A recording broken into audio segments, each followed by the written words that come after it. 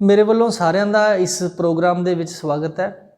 ਬੱਚਿਓ, ਅਸੀਂ ਕੱਲ੍ਹ ਜਿਹੜਾ ਕੀਤਾ ਸੀ, ਅਸੀਂ 4 ਐਗਜ਼ਾਮਪਲਸ ਜਿਹੜੀਆਂ ਸੀ ਟ੍ਰਿਗਨੋਮੈਟਰੀ ਦੇ ਨਾਲ ਜਿਹੜੀਆਂ related C, application of trigonometry, ਉਹ ਅਸੀਂ ਕਰ ਚੁੱਕੇ ਹਾਂ। ਅੱਜ ਅਸੀਂ 3 ਐਗਜ਼ਾਮਪਲਸ ਜਿਹੜੀਆਂ ਸਾਡੀਆਂ ਬਚੀਆਂ ਹੋਈਆਂ ਨੇ ਉਹ ਕਰਾਂਗੇ, ਅਤੇ ਉਹਦੇ ਬਾਅਦ ਜਿਹੜਾ ਸਾਡਾ ਕੱਲ੍ਹ ਲੈਕਚਰ ਹੋਏਗਾ ਉਹ ਤਾਂ ਫਿਰ ਐਕਸਰਸਾਈਜ਼ ਦੇ ਨਾਲ ਸੰਬੰਧਿਤ ਹੋਵੇਗਾ। ਮੈਂ ਕੱਲ੍ਹ ਦੀ ਵਾਂਗ ਹੀ ਅੱਜ ਫਿਰ ਬੱਚਿਆਂ ਨੂੰ ਦੱਸ ਦਿਆਂ ਕਿ ਇਹ ਜਿਹੜਾ ਸਾਡਾ ਟ੍ਰਿਗਨੋਮੈਟਰੀ ਦਾ ਚੈਪਟਰ ਹੈ, ਚਾਹੇ ਤੁਸੀਂ 8ਵਾਂ ਚੈਪਟਰ ਜਿਹੜਾ ਹੈ ਉਹ ਕਾਫੀ ਕੁਝ ਤੁਸੀਂ ਸਿੱਖ ਕੇ ਆਏ ਹੋ, ਅਤੇ ਜਾਂ ਫਿਰ ਜਿਹੜਾ ਅਸੀਂ 9ਵਾਂ ਚੈਪਟਰ ਜਿਹੜਾ ਹੈ 10ਵੀਂ ਜਮਾਤ ਦਾ ਇਹ ਅਸੀਂ ਕਰਨਾ ਹੈ।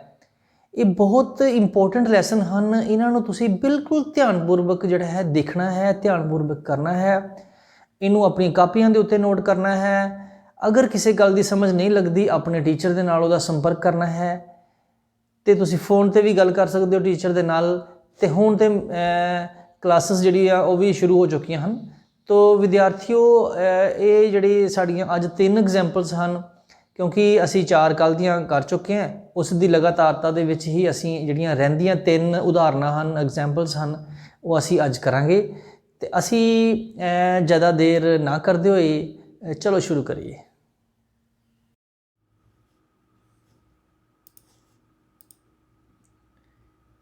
ਸਾਰਿਆਂ ਦਾ ਇਸ ਪ੍ਰੋਗਰਾਮ ਦੇ ਵਿੱਚ ਮੇਰੇ ਵੱਲੋਂ ਫਿਰ ਤੋਂ ਸਵਾਗਤ ਹੈ। ਬੱਚਿਓ, ਇਹ ਪ੍ਰੋਗਰਾਮ 10ਵੀਂ ਕਲਾਸ ਦੇ ਬੱਚਿਆਂ ਲਈ ਹੈ, ਲੇਕਿਨ ਅਗਰ ਬਾਕੀ ਦੂਸਰੇ ਬੱਚੇ ਵੀ ਇਸ ਦਾ ਲਾਭ ਲੈਣਾ ਚਾਹੁੰਦੇ ਨੇ ਤਾਂ ਪ੍ਰੋਗਰਾਮ ਦੇਖ ਸਕਦੇ ਨੇ। ਬੜਾ ਇੰਪੋਰਟੈਂਟ ਹੈ ਸਾਡੀ ਜ਼ਿੰਦਗੀ ਦੇ ਵਿੱਚ ਟ੍ਰਿਗਨੋਮੈਟਰੀ ਦੇ ਕਿੱਥੇ ਕਿੱਥੇ ਵਰਤੋਂ ਹੁੰਦੀ ਹੈ। ਜਿਹਨਾਂ ਬੱਚਿਆਂ ਨੇ ਅੱਗੇ ਇੰਜੀਨੀਅਰਿੰਗ ਦੇ ਵਿੱਚ ਜਾਣਾ, ਉਸ ਫੀਲਡ ਦੇ ਵਿੱਚ ਜਾਣਾ, ਉਹਨਾਂ ਲਈ ਵੀ ਬੜਾ ਇੰਪੋਰਟੈਂਟ ਹੈ। ਵੈਸੇ ਵੀ ਸਾਡੀ ਲਾਈਫ ਦੇ ਵਿੱਚ ਇਹ ਬੜਾ ਇੰਪੋਰਟੈਂਟ ਟੌਪਿਕ ਹੈ। ਤ੍ਰਿਕੋਣਮਿਤੀ ਦੇ ਕੁਝ ਉਪਯੋਗ, ਅਸੀਂ ਐਗਜ਼ਾਮਪਲਸ ਪਾਰਟ 2, ਅਸੀਂ ਐਗਜ਼ਾਮਪਲਸ ਪਾਰਟ 1 ਕੱਲ੍ਹ ਕੀਤਾ ਸੀ, ਅੱਜ ਅਸੀਂ ਕਰਾਂਗੇ ਐਗਜ਼ਾਮਪਲਸ ਪਾਰਟ 2।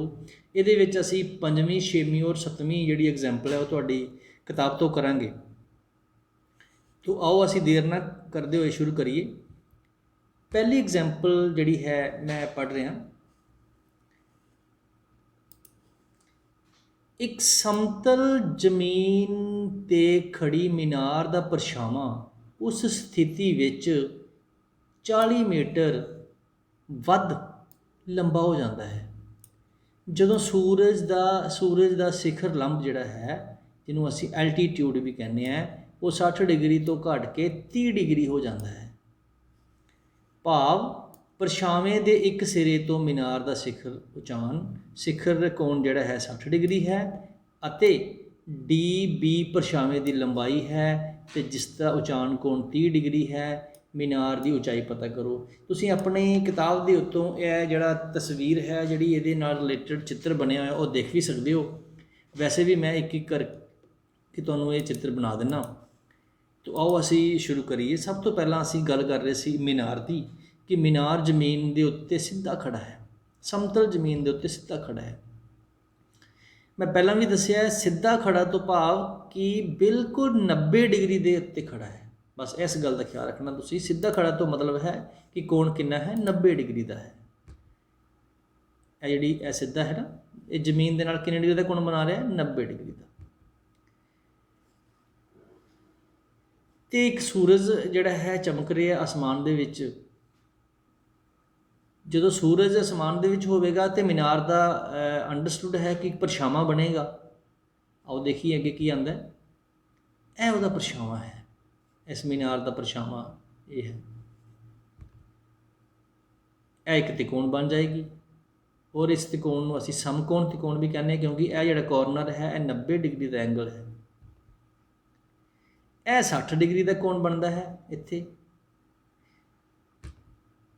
ਜੇਕਰ ਥੋੜ੍ਹਾ ਸੂਰਜ ਦੀ ਡਾਇਰੈਕਸ਼ਨ ਚੇਂਜ ਹੋ ਜਾਏ, ਥੋੜ੍ਹਾ ਜਿਹਾ ਸੂਰਜ ਥੱਲੇ ਆ ਜਾਏ, ਅਤੇ ਇਹਦਾ ਜਿਹੜਾ ਮੀਨਾਰ ਦਾ ਜਿਹੜਾ ਪਰਛਾਵਾਂ ਹੈ ਉਹ ਵੱਧ ਕੇ ਲੰਬਾ ਹੋ ਗਿਆ, ਅਤੇ ਕੋਣ ਘੱਟ ਕੇ 30 ਡਿਗਰੀ ਹੋ ਗਿਆ। ਅਸੀਂ ਹੁਣ ਇਹਨਾਂ ਦਾ ਨਾਮਕਰਨ ਕਰਾਂਗੇ। ਇਸ ਬਿੰਦੂ ਦਾ ਨਾਂ ਅਸੀਂ A ਲਿਖਿਆ, ਫਿਰ ਅਸੀਂ B ਲਿਖਿਆ, C ਹੈ, D ਹੈ। ਹੁਣ ਦੇਖੀਏ ਕਿ ਅਸੀਂ ਅੱਗੇ ਕੀ ਕਰਨਾ ਹੈ। ਮੰਨ ਲਓ ਮੀਨਾਰ ਦੀ ਉਚਾਈ h।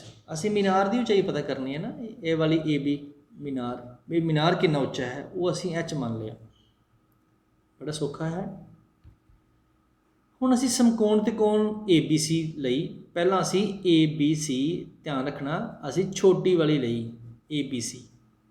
ये असी क्यों लई, क्योंकि असी जिहड़ा साडे कोल कोण है वो 60 का है, असी जिहड़ी पहला 60 के कोण के हिसाब नाल देखांगे, फिर असी 30 के कोण के हिसाब नाल देखांगे।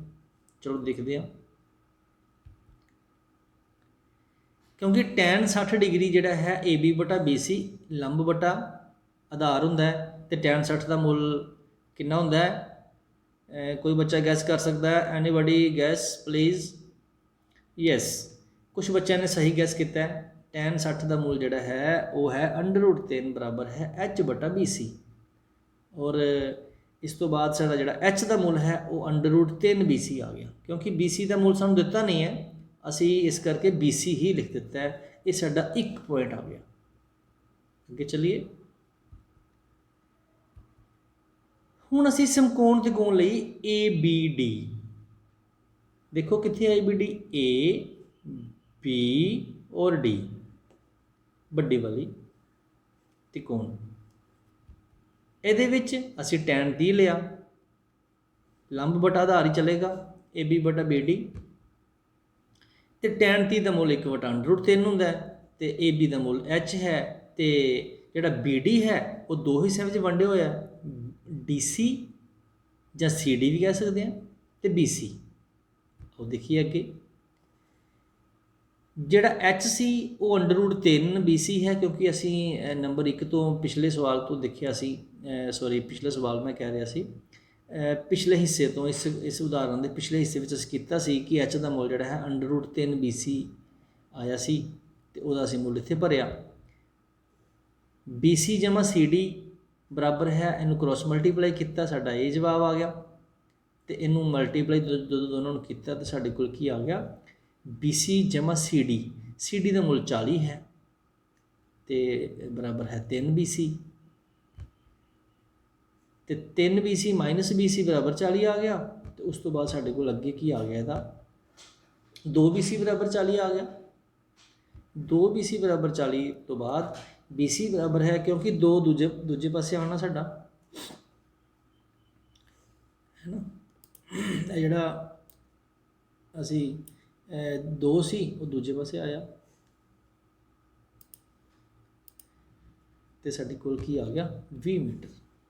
हुण असी 1 तो प्राप्त करते हाँ, 1 तो असी की प्राप्त करते हाँ, एच। एच की साडे कोल एच बराबर है √3 बी सी, जिथे बी सी सी उहदा मुल साडा 20 आया, √3 नूं जदों असीं 20 नाल मल्टीप्लाई किया साडा 20 √3 आया। तो बच्चों इस प्रकार जिहड़ा मीनार सी उहदी उचाई 20 वर्गमूल 3 मीटर जिहड़ी है वो आ गई है। देखो कितना इंटरस्टिंग प्रश्न हैं कि असी बिना मीनार के उत्ते चढ़े हुए भी मीनार की जिहड़ी उचाई है उन्होंने असी पता कर सकते हैं। लगता तो इंपॉसिबल है, लेकिन साडी जिहड़ी इंजीनियरिंग है उहदे विच जां होर भी जिहड़ियां उचेरियां क्लासां हैं, वड्डियां क्लासां हैं, उन्हां दे विच बहुत सारे सवाल इस तरह दे आउणगे जिहड़े तुसीं बड़े हैरान होवोगे कि यह पॉसीबल नहीं है, लेकिन फिर भी मैथेमैटिक्स इस तरह की चीज़ है, जां असीं कह लईए ट्रिग्नोमैट्री एक इस तरह की चीज़ है, असीं बड़ी आसानी दे नाल वो सवाल जिहड़े ने वो कर सकते हैं। तो चलो असीं देखिए अगे साडे कोल अगला जिहड़ा उदाहरण साडे कोल 6वीं है वो की है। 6वीं उदाहरण असीं मैं पढ़ रहा, देखो एक बहुमंजिली इमारत दे सिखर तो देखण ते एक 8 मीटर उच्ची इमारत दे सिखर अते तल दे निवान कोण 30 डिग्री अते 45 डिग्री हैं। बहुमंजिली इमारत की उचाई अते दोहां इमारतां दे विचकारली दूरी पता करो। बड़ा इंटरस्टिंग सवाल है, तुहानूं कभी भी बोरीयत महसूस नहीं होएगी। आओ सवाल नूं करिए।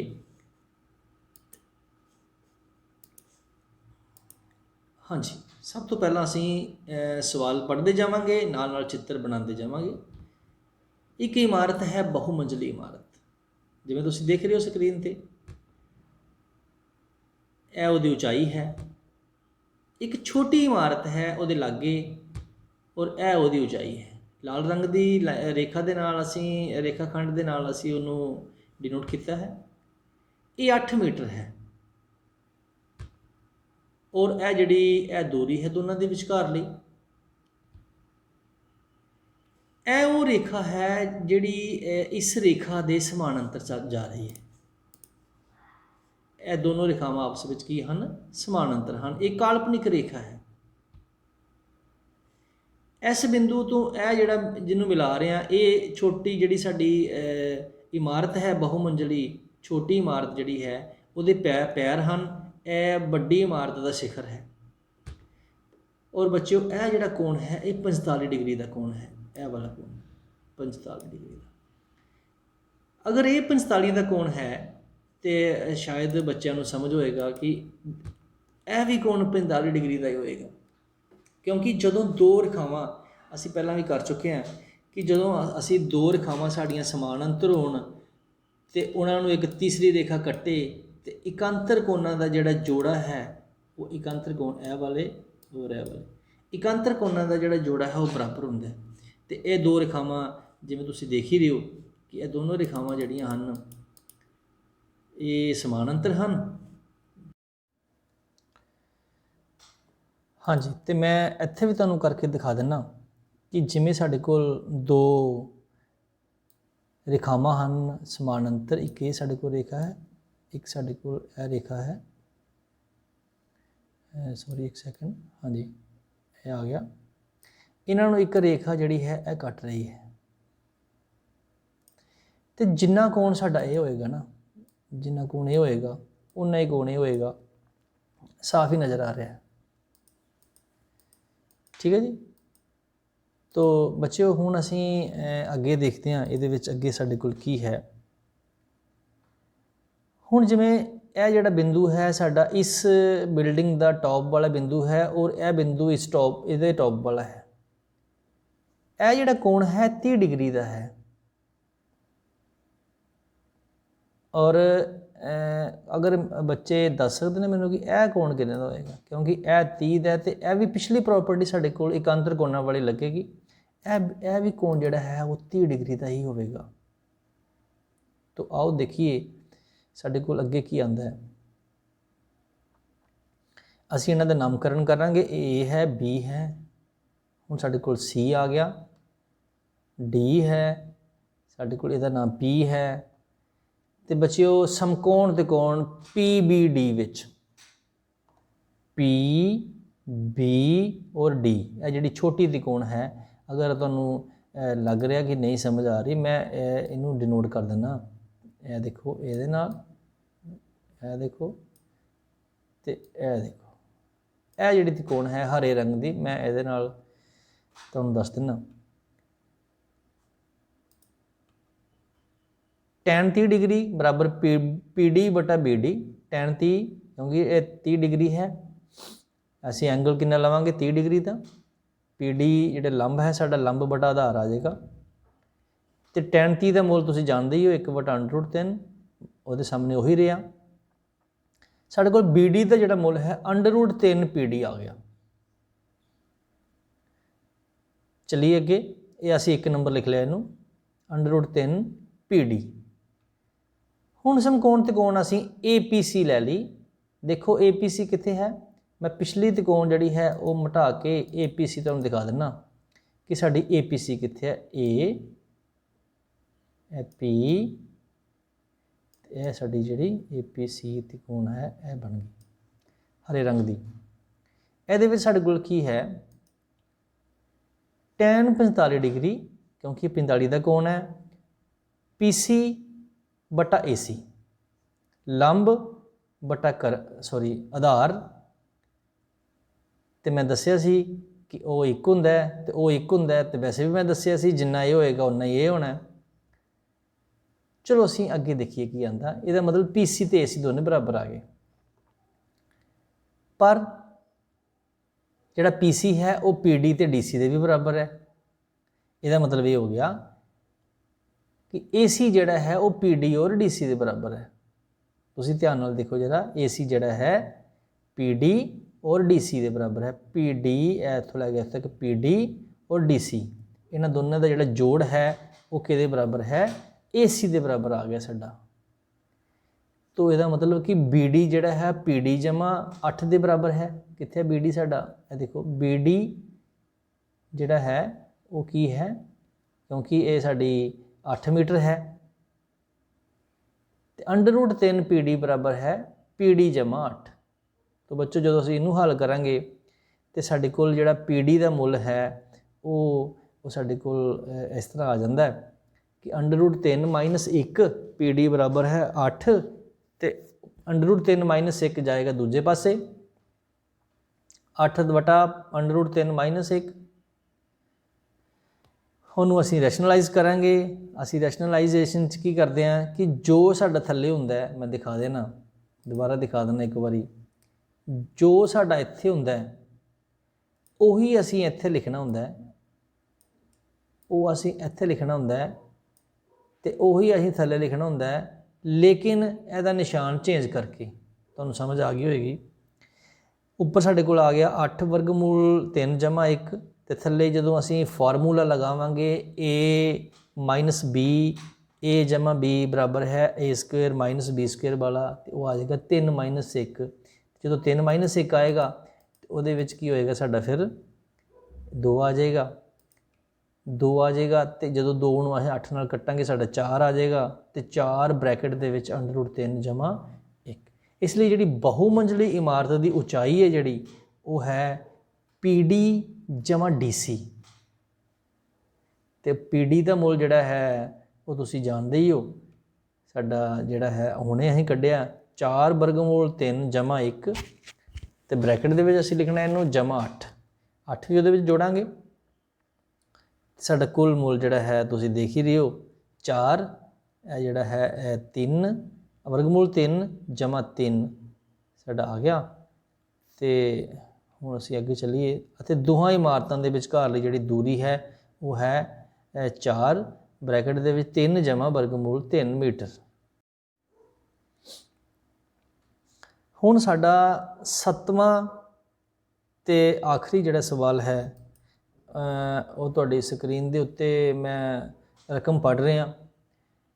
ਸਟੇਟਮੈਂਟ ਦੇ ਵਿੱਚ ਉਦਾਹਰਨ ਨੰਬਰ 7 ਸਾਡੀ ਹੈ, ਇੱਕ ਨਦੀ ਦੇ ਪੁਲ ਦੇ ਇੱਕ ਬਿੰਦੂ ਤੋਂ ਨਦੀ ਦੇ ਸਨਮੁਖ ਕਿਨਾਰਿਆਂ ਦੇ ਨਿਵਾਣ ਕੋਣ ਕ੍ਰਮਵਾਰ 30 ਡਿਗਰੀ ਅਤੇ 45 ਡਿਗਰੀ ਹਨ। ਜੇਕਰ ਪੁਲ ਕਿਨਾਰਿਆਂ ਤੋਂ 3 ਮੀਟਰ ਦੀ ਉਚਾਈ 'ਤੇ ਹੋਵੇ ਤਾਂ ਨਦੀ ਦੀ ਚੌੜਾਈ ਪਤਾ ਕਰੋ। ਬੜਾ ਸੌਖਾ ਸਵਾਲ ਹੈ, ਲੇਕਿਨ ਬਿਲਕੁਲ ਸੌਖਾ ਵੀ ਨਹੀਂ ਅਸੀਂ ਕਹਾਂਗੇ, ਥੋੜ੍ਹਾ ਸਮਝਣ ਦੀ ਲੋੜ ਹੈ। ਇਸ ਤੋਂ ਬਾਅਦ ਅਸੀਂ ਐਗਜ਼ਾਮਪਲ ਸਾਡੀਆਂ ਖਤਮ ਹੋ ਜਾਣਗੀਆਂ ਤੇ ਅਸੀਂ ਜਿਹੜੀ ਐਕਸਰਸਾਈਜ਼ ਹੈ ਉਹਦੇ ਸਵਾਲ ਕਰਾਂਗੇ। ਤਾਂ ਆਓ ਅਸੀਂ ਇਹਨਾਂ ਨੂੰ ਵਾਰੀ ਪੜ੍ਹਦੇ ਨਾਲ ਇਹਦਾ ਚਿੱਤਰ ਬਣਾਵਾਂਗੇ। ਤਾਂ ਸ਼ੁਰੂ ਕਰੀਏ। ਪਹਿਲਾ ਹੈ ਸਾਡੇ ਕੋਲ ਇੱਕ ਨਦੀ ਹੈ ਤੇ ਨਦੀ ਦੇ ਉੱਤੇ ਤੁਸੀਂ ਦੇਖ ਹੀ ਰਹੇ ਹੋ ਇਹ ਨਦੀ ਹੈ, ਨਦੀ ਦੇ ਉੱਤੇ ਪੁਲ ਬਣਿਆ ਹੋਇਆ ਹੈ। ਇਹ ਪੁਲ ਹੈ, ਤੁਸੀਂ ਦੇਖਿਆ ਹੋਣਾ ਪੁਰਾਣੇ ਸਮੇਂ ਦੇ ਵਿੱਚ ਇਸ ਤਰ੍ਹਾਂ ਦੇ ਪੁਲ ਹੀ ਬਣਾਏ ਜਾਂਦੇ ਸੀ ਔਰ ਇਹਨੂੰ ਡਾਟ ਵਾਲਾ ਪੁਲ ਵੀ ਕਹਿੰਦੇ ਸੀ। ਇਹਦੇ ਬਾਰੇ ਗੱਲ ਅਸੀਂ ਫਿਰ ਕਰਾਂਗੇ ਕਦੀ। ਤੇ ਇਹ ਜਿਹੜੀ ਲਾਈਨ ਹੈ ਇਹ ਸਿੱਧੀ ਲਾਈਨ ਜਿਹੜੀ ਹੈ ਇਸ ਤਰ੍ਹਾਂ ਕਹਿ ਲਈਏ ਕਿ ਧਰਤੀ ਦੇ ਸਮਾਨਾਂਤਰ ਜਿਹੜੀ ਰੇਖਾ ਹੈ ਇਹ ਜਾ ਰਹੀ ਹੈ। ਇਹ ਦੂਸਰੀ ਰੇਖਾ ਹੈ ਜਿਹੜੀ ਇਹ ਦੋਨੇ ਰੇਖਾਵਾਂ ਆਪਸ ਵਿੱਚ ਸਮਾਨਾਂਤਰ ਹਨ। ਅੱਗੇ ਚੱਲੀਏ। ਇਹ ਜਿਹੜਾ ਬਿੰਦੂ ਹੈ ਇਹ ਸਾਡੀ ਜਿਹੜੀ ਨਹਿਰ ਹੈ ਉਹਦੇ ਨਦੀ ਹੈ ਉਹਦੇ ਇੱਕ ਸਾਈਡ ਵਾਲਾ ਬਿੰਦੂ ਹੈ ਤੇ ਇਹ ਉਹ ਦੂਸਰਾ ਜਿਹੜਾ ਉਹਦੇ ਉੱਪਰ ਵਾਲਾ ਬਿੰਦੂ ਹੈ। ਇਹ ਜਿਹੜਾ ਕੋਣ ਹੈ 30 ਡਿਗਰੀ ਦਾ ਹੈ। ਠੀਕ ਹੈ। ਹੁਣ ਇੱਥੇ ਤੁਹਾਨੂੰ ਸਮਝ ਥੋੜ੍ਹੀ ਜਿਹੀ ਤੁਹਾਨੂੰ ਸਮਝ ਆਏਗੀ ਹੋਣੀ ਸ਼ਾਇਦ ਕਿ ਅਗਰ ਇਹ ਕੋਣ 30 ਹੈ ਤੇ ਭਲਾ ਇਹ ਕੋਣ ਕਿੰਨੇ ਦਾ ਹੋਏਗਾ। ਤੇ ਮੈਨੂੰ ਲੱਗਦਾ ਕਿ ਤੁਹਾਨੂੰ ਦੱਸਣ 'ਚ ਕੋਈ ਮੁਸ਼ਕਿਲ ਨਹੀਂ ਹੋਏਗੀ ਕਿਉਂਕਿ ਇਹ ਦੋਨੇ ਰੇਖਾਵਾਂ ਸਮਾਨਾਂਤਰ ਹਨ ਤੇ ਸਮਾਨਾਂਤਰ ਰੇਖਾਵਾਂ ਨੂੰ ਜਦੋਂ ਇੱਕ ਕੱਟਵੀਂ ਰੇਖਾ ਕੱਟਦੀ ਹੈ ਤੇ ਜਿਹੜੇ ਦੋ ਕੋਣ ਬਣਦੇ ਨੇ ਇਹਨਾਂ ਨੂੰ ਅਸੀਂ ਇਕਾਂਤਰ ਕੋਣ ਕਹਿੰਦੇ ਹਾਂ। ਇੰਟੀਰੀਅਰ ਅਲਟਰਨੇਟ ਐਂਗਲਸ ਅੰਦਰਲੇ ਇਕਾਂਤਰ ਕੋਣ ਹਨ ਤੇ ਇਹ ਦੋਨੇ ਬਰਾਬਰ ਹੁੰਦੇ ਨੇ ਆਪਸ ਦੇ ਵਿੱਚ। ਤੇ ਇਹ ਕਿੰਨਾ ਹੋਏਗਾ? ਇਹ ਵੀ 30 ਡਿਗਰੀ ਦਾ ਹੋਏਗਾ। चलो असी हुण दूसरे पासे देखिए, दूसरे पासे नूं आ जाओ। दूसरे पासे जिहड़ा यह कोण है देखते हैं कितना है, 45 डिग्री है। अगर वो 45 डिग्री है तो यह कितना होएगा, कोई गैस कर सकता है? यह कोण कितने डिग्री का होएगा? आई थिंक सारे ही बच्चे गैस कर सकते हैं, क्योंकि यह दोनों रेखावां समानांतर हैं। तो जो उन्होंने काटवीं रेखा कटती है, यह कोण कितने का बनता है? 45 डिग्री का।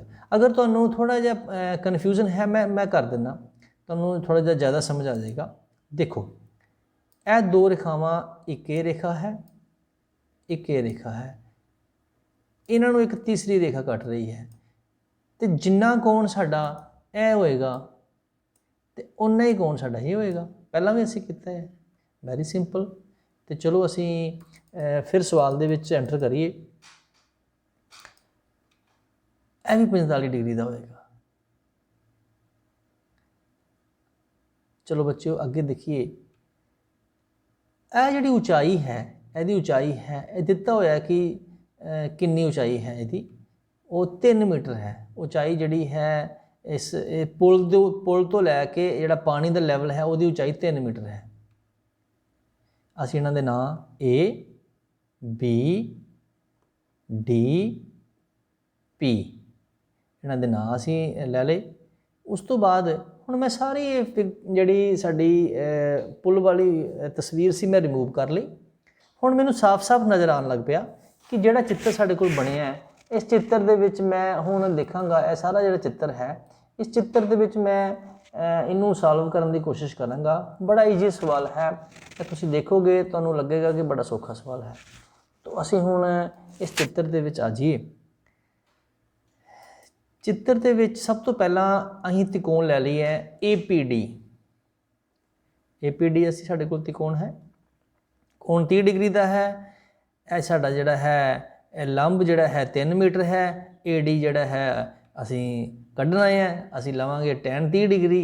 तो हुण मैनूं बच्चे दसणगे कि tan 30 डिग्री का मुल कितना हुंदा है।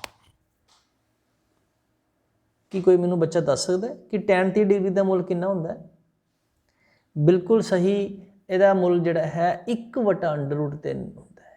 1/√3 हुंदा है। तो असीं 1/3 लिख लिया। तो PD का मुल 3 मीटर है, AD का असीं कढ़ना है, क्रॉस मल्टीप्लाई करिए तो साडे कोल जवाब आ गया AD का 3 वर्गमूल 3। भाव ये हो गया कि इत्थों लैके इत्थों तक जिहड़ी मेरे कोल लंबाई आई है, वो है साडी 3 वर्गमूल 3। हुण असीं अगे चलीए, इहदा दूसरा हिस्सा। हुण असीं समकोण त्रिकोण लै लई PBD। तो PBD दे विच देखिए की है। PBD देखो कित्थे PBD, हाँ मैं दिखा देना PBD। यह देखो, पहला असीं इत्थों लैके इत्थों तक ते इत्थों लैके इत्थों तक। हुण असीं इस त्रिकोण की गल कर रहे हैं PBD। इहदे विच देखिए, इहदे विच हाँ जी, इहदे विच tan 45 डिग्री। असीं tan क्यों लिया, मैं पहलां भी गल कीती है। असीं tan तां लैंदे आ जिहड़ी चीज़ असीं कढनी होवे, क्योंकि असीं BD कढनी है।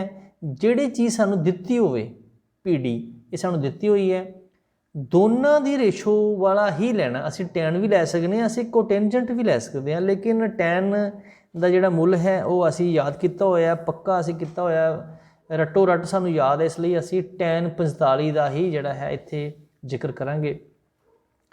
तो tan 45 का जिहड़ा मुल है, मैनूं अगर चाहन तो बच्चे दस सकते हैं। गैस करो प्लीज़। हाँ, बहुत सारे बच्चे जानते हैं, लेकिन मैं चाहना कि होर भी बच्चे बाकी भी इन्हों याद कर लैन इस टेबल नूं। तो ये जिहड़ा टेबल है, मैं तुहाडी स्क्रीन के उत्ते तुहानूं मैं टेबल दिखा भी देना। ये जिहड़ा वैल्यूज़ वाला टेबल है, जिवें तुसीं देख ही रहे हो, जिहड़ा वैल्यूज़ वाला टेबल है, इहदे विच एक पासे जिहड़ा है 0 डिग्री है, 30 डिग्री है, 45 डिग्री है, 60 डिग्री है, 90 डिग्री है। दूसरे पासे साइन थीटा है ना, कॉस थीटा है, टैन थीटा है। इस प्रकार ये जिहड़ा टेबल है, ये भी बड़ा इंपोर्टेंट टेबल है। तुसीं इहनूं बिल्कुल याद करना है। इहदे विच तुसीं देख ही सकते हो कि tan 45 डिग्री का जिहड़ा मुल है कितना है। तो चलो असीं अगे चलीए।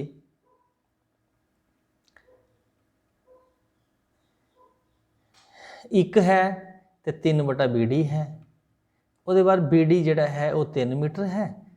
ਤੇ ਹੁਣ ਅਸੀਂ ਆ ਜਾਈਏ ਕਿ ਨਦੀ ਦੀ ਜਿਹੜੀ ਚੌੜਾਈ ਹੈ ਉਹਦੇ ਵਾਸਤੇ ਉਹ, ਕਿਉਂਕਿ ਉਹ AB ਹੈ ਸਾਰੀ ਹੈ ਨਾ, ਇੱਥੋਂ ਲੈ ਕੇ ਮੈਂ ਦਿਖਾ ਦਿੰਦਾ, ਨਦੀ ਦੀ ਸਾਡੀ A ਤੋਂ ਲੈ ਕੇ B ਤੱਕ ਹੈ ਨਾ।